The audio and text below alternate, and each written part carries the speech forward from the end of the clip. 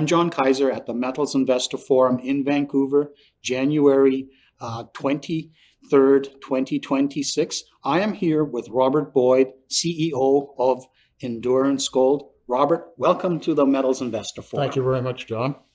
Look forward to this interview. So this has been a pretty busy week for Endurance Gold. First, we got a resource estimate that was way better than most people expected.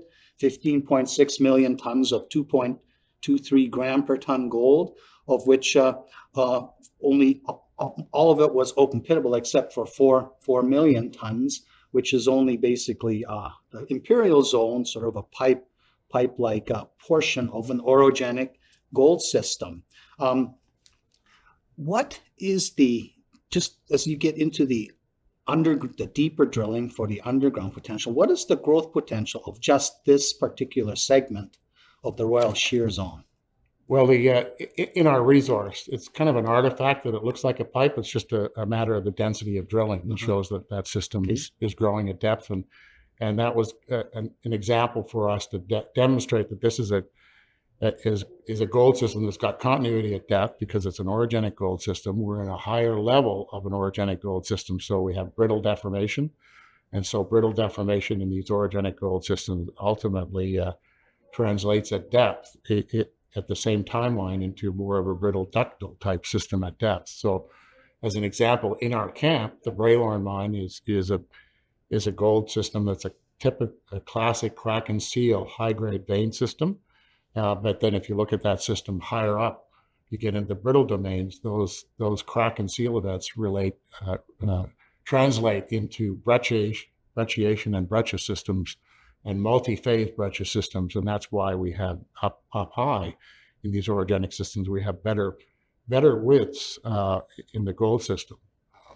And so the tracing that we've got in terms of growing the system, there's a lot of potential to trace that and open that system up at depth in the both a long trend from imperial and a depth, deep intersection, including about a 5 gram intersection that's wide open in multiple directions. So that deep imperial, that was about 5 grams over 15 meters with higher grade 7 or 8 gram core. In pit, we've got intersections like 10 meters of 7 grams or so that still have step out potential to open up and fill in and build resources in pit with our mineral resource estimate. And so there's a lot of potential to grow the resource over and above the 1.45 million ounces that we put out now. That's an inferred resource. So we can upgrade that in the pit. And then on top of that, there's potential to grow this thing right along strike, right? Because we're only talking right at this point about the mineral resource estimate. And yet, this is a strong regional structure and it's got potential. Yeah, this week you put out a second press release. It had two components. One of them was the offset anomaly. And you've been talking about going up the hill in the southern direction where the Eagle South Zone kind of fizzles out. And you have this gold and arsenic anomaly that's a bit offset to the west. Do you think this is a parallel zone or a post-mineral fault offset? And if it's the latter, could we expect almost potentially a doubling of what you already see in the main area? Well, it's a great anomaly. It's about 1.3 kilometers. It extends the system by at least 2 kilometers of strike along trend. The anomaly itself is about 1.3 kilometers long and about 500 meters wide, and we've had gold numbers in soil up to around 5 grams per ton in soil. And we've got rock samples in there, very rare, but we've got a few rock samples in there up to 8 grams per ton gold. Not a lot of outcrop in the area, so there's a lot of talus, mixed talus and till, and then on a scree slope, so it's very difficult to find outcrop in the area. So one of our methodologies is to have to test it. So we don't have grade over width in drilling or on channel samples on surface, but all the signs are that it's got the kind of tenor and look of what we already have in our current system. We don't know absolutely for sure if it's a continuation of our system that's offset structurally, or is just a jog in the mineralizing system into a separate structure. So this still needs to be determined, but that's just an indication of the exploration potential, and that system still remains open over and above that.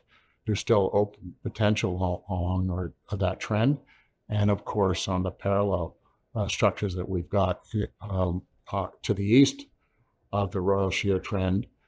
We have multiple parallel structures where we benchmark really good geochem anomalies plus gold. And you have permits to drill this. So it's just a question of when can you get the rig in there and start drilling this year? At this point, the work to the southeast or to the south on the Royal Shear Trend and the Eagle Offset Anomaly falls within our permitted area for drilling, whereas the parallel structures they're subject to a permit application at the present time. But we've gone through 2 or 3 years of consultation. And now you're still waiting for a permit for the Olympic portion, where in late 2024 you did what is forbidden by the just-in-time textbooks. You actually accelerated vesting and all that because you were seeing something really interesting emerging. This week you published the arsenic anomaly, and arsenic, of course, is closely correlated with the gold, and you do have gold samples also. And the Whiskey Jack area looks really interesting and also closer to the water, and which is now the hydro reservoir. And across that valley, there's the old Minto mine, where 100 years ago when there was the Bralorne Bridge River gold rush, prospectors crawled all over. This looks stunning in terms of untested potential. Why is this not found? Why wasn't it?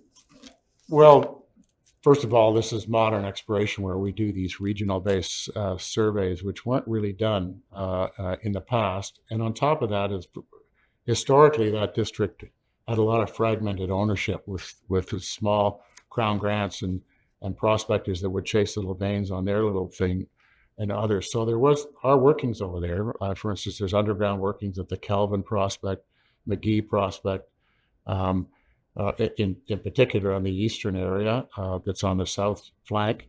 But we suspect that the old timers, really their basis of chasing gold was to chase up the hill by panning the talus fines and stuff. And the difficulty on the south slope and the facing in our Olympic claims is that there's a lot of till cover in the area, and so it's created challenges probably for the old timers, but for us as well in terms of the methodologies that we had to use. But there's modern methodologies like ionic leach, geochem, and other things that can look through those, and we've merged all of those databases into understanding the multiples of anomalism. And we focus on the arsenic map because there's a good correlation in our mineralization to gold. It's a 0.8 R factor correlation. So typically, if you and it's a little more repeatable in your geochem than the gold would be because of the different methodologies we use. So that's why we use it as a benchmark. But having said that, we have benchmark and finding new gold occurrences on the Olympic with up to 15, 25 gram samples and prospects that have had no evidence of the old timers working on them. So we don't understand why that's the case. And we suspect that this Whiskey Jack anomaly, it's about a 1 square kilometer in size. We did have one real good soil sample in that area. So we went and prospected and dug into that area and actually have got about an 8 gram channel sample. It's narrow, but it's over about 1.6 meters wide, running about 8 grams in a chip channel sample in bedrock and really sheared in a shear zone in the bed. So that gives us a good sign that this anomaly that we've got at Whiskey Jack does represent something real and needs to be tested. No evidence of ever a drill hole up in that Whiskey Jack area at all. So based on when you initiated permitting and the consultations and the pace at which this worked, when this year do you think you'll be in the zone of possibly getting a permit that might allow you to do something this year? Well, we can proceed and do drilling on our existing permit right now, and we could be back there in May for the in-pit work. Probably we have to go down to the Eagle Offset, we have to put some... No, I mean the Olympic, the Olympic where you don't have a permit. Yeah, so So we will have drills in the area starting in the spring. And then when we get our permit in place, then the idea is to get over and start testing those. We may have to put some infrastructure into to create setups over there too. So we're not promising that we'll be out there drilling those right away, but by midsummer, late summer, we should be able to be onto those and testing some of those targets over on the Olympic. Now you have a district scale project here on your hands, like that's going to be your total focus, but you have two other fascinating projects in your portfolio.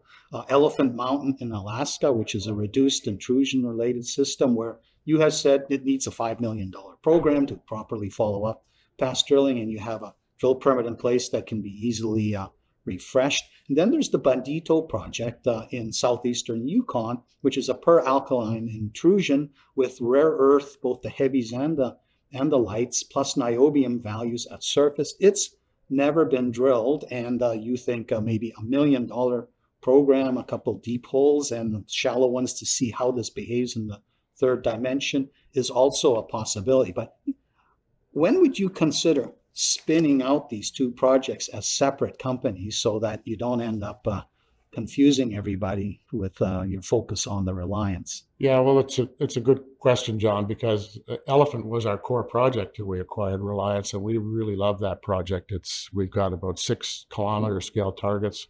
We have done some drilling and up to 140 meter intersection in one of those targets that ran 0.4 grams per ton gold with about like 60 meter core of that ran 0.6 gram. So it's a classic setting, intrusive hosted veinlets in a classic reduced intrusive hosted gold system. And we're sitting in a big de-roofing intrusive complex that every time these intrusives daylight in outcrop, there are these anomalies associated with them, many of which have been undrilled. And so that's why I say it needs a major program. So what we would consider, what we're going to be considering doing this year is spinning that out into a separate company or identifying some other strategic alternative that delivers real value to our shareholders. One of that is to clone off a separate company with separate management for that one in particular.